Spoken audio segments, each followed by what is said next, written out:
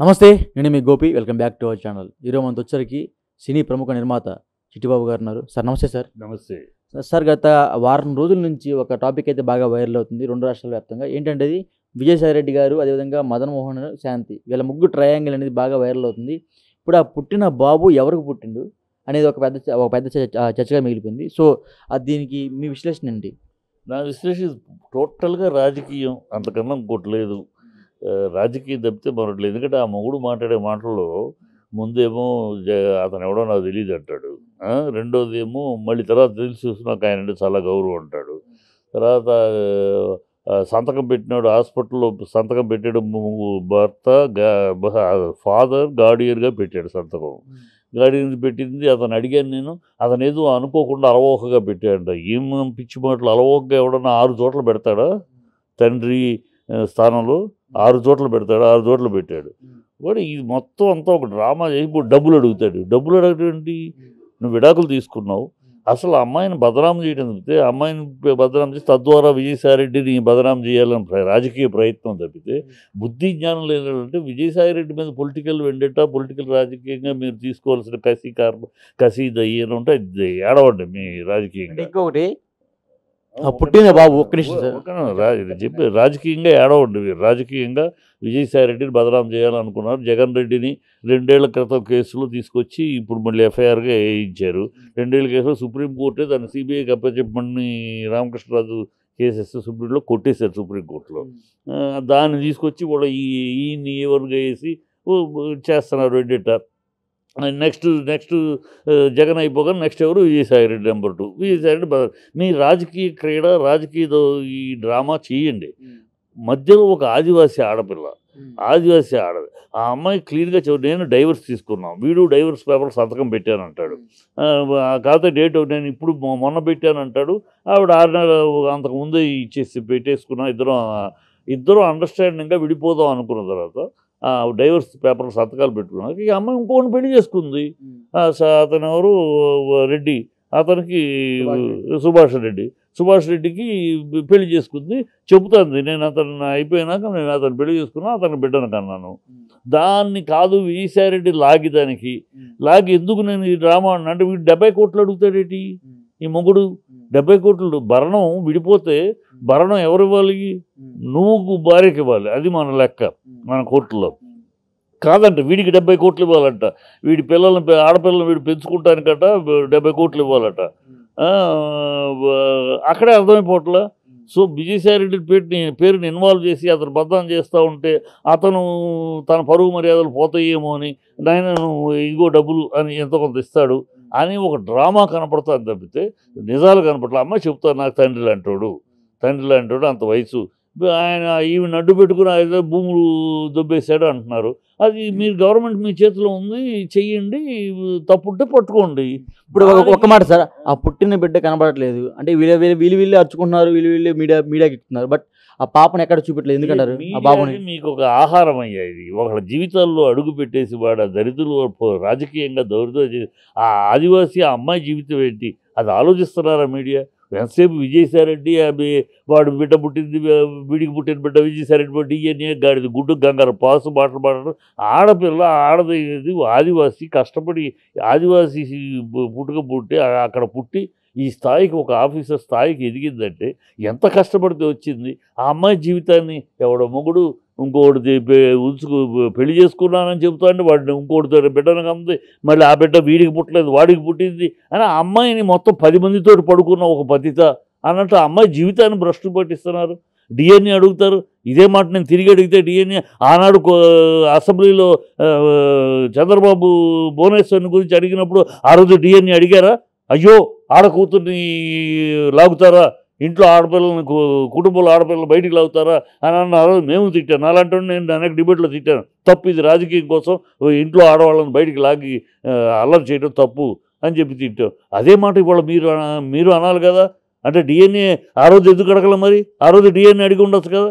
ఆ రోజే మా అమ్మ చిచ్చి ఆడపిల్ల పెద్ద కుటుంబం, ఆ కుటుంబంలో వచ్చి ఆడపిల్ల ఇలా అలవాటు చేస్తామన్నా అంటే ఆవిడ ఆడపిల్ల కానీ ఈయన ఆడపిల్ల, ఈవిడ ఆడపిల్ల కదా శాంతి? ఈ ఆడపిల్లకి పరువు మర్యాద లేదా? ఈ ఆడపిల్లకి 10 మందితో పడుకుందని మీరు యాగి చేస్తారా? 10 మందితో అల్లరి చేస్తారు. అమ్మాయి ఏడుస్తుంది. నాకు ఆయనకి సంబంధం లేదు, నేను ఈయన కన్నాను బిడ్డని. ఇప్పుడు వీడు చెప్తాడు ఏదో మొగుడు రెచ్చగొడుతున్నారు వెనకాల వచ్చి, రెచ్చగొట్టి డ్రామా చేస్తారు. రెచ్చగొట్టేది ఎవరు? జగన్ గారే అంటున్నారు, బయట కొన్ని వార్తలు వస్తున్నాయి. విజయసాయిరెడ్డి బదనం జగన్ వీళ్ళు అపోజిషన్ వీళ్ళు చేసి ఏదో మొగుడు కొట్టి మొరసాలు ఎక్కినట్టు ఉంటుంది. వీళ్ళు రాజకీయంగా చేస్తున్నారు, కనపడతాను కదా. జగన్ ఫస్ట్ ఎఫ్ఐఆర్లో చేర్చారు, ఇప్పుడు ఇది చేర్చారు, నిన్న రషీద్ని చంపారు. పొలిటికల్ వెండట ఇది అంతా గతంలో ఇదే వైసీపీ చేసింది అని అందరూ తిట్టాం. అరాచకం చేస్తున్నారు, రాజకీయ కక్షలు సాధిస్తున్నారు, మనుషులు దాడులు చేస్తున్నారని. అది తిట్టాం కదా, అందరం తిట్టాం. అందుకనిగా ప్రజలు వాళ్ళని ఓడించారు. మీరు అదే తప్పు చేస్తే, అంటే వాళ్ళు చేసినప్పుడు తప్పు అయినప్పుడు మీరు చేస్తే ఒప్పవుద్దా? మీరు రాజకీయంగా మీరు ఈ రాక్షస క్రీడ చేస్తూ ఉంటారా? ఇవన్నీ రాజకీయంగా దౌర్భాగ్య పనులు. ఆడపిల్ల ఆ శాంతి జీవితాన్ని నాశనం చేయడానికి, అల్లరి చేయడానికి చెప్తే కూర్చుని మైకులు పెట్టేసుకుని ఆ అమ్మాయి వాడితోటి పోతుంది, వీడితోటి కంది, వీడికి కంది. బుద్ధి జ్ఞానం లేని మాటలు ఎవడికి కందు? వాడి మొగుడు వాడికి విడాకులు ఇచ్చింది, దొబ్బేయి, నీకేం హక్కు ఉంది అసలు? విడాకులు తీసుకున్నా, విడాకులు సంతకం పెట్టాక నీకేం హక్కు ఉంది? ఎవరికి కంది ఏంటని నీకేం హక్కు అసలు? అమ్మాయి పెళ్లి చేసుకున్నాను, నేను వదిలేసుకున్నాక అతను పెళ్లి చేసుకున్నా, అతనితోటి ఉంటున్నాను అంది, అయిపోయింది. నువ్వెవరు అమ్మాయి ప్రశ్నించడానికి?